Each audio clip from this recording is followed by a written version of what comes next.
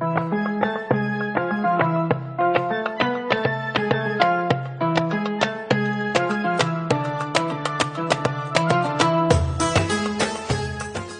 بہت عید قربان مبارک۔ اس سال جب آپ سنت ابراہیمی پوری کرنے جائیں گے تو اس بات کو یقینی بنائیں گے کہ آپ اپنا جانور کی قربانی کے گوشت مستحق ان لوگوں کو جو آپ کے اپنے گرد و نواح میں رہتے ہیں ان کو دیں گے۔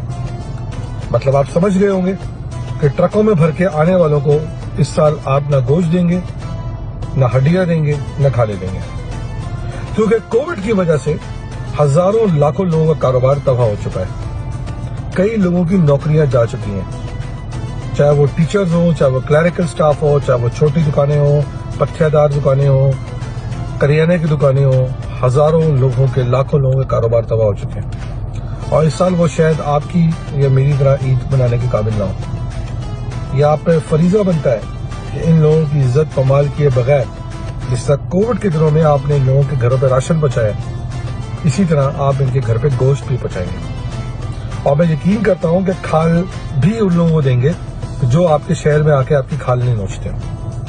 المیہ اس بات کا یہ ہے کہ 70% ٹیکس دینے کے باوجود بھی ہم سے ریاست امید اس بات کی کرتی ہے کہ ہم ہر چیز اپنی مدد آپ کے تحت کریں۔ جب تک یہ مسئلہ حل نہیں ہوتا تب تک آپ کو اس بات کو یقینی بنانا ہے کہ آپ صحیح اور مستحق لوگوں کی مدد کریں۔ اسی لیے ہم صوبے کی آواز دن رات اٹھاتے ہیں اور اس پہ گامزن ہیں۔ انشاءاللہ صبح تو بنے گا۔ پاکستان زندہ۔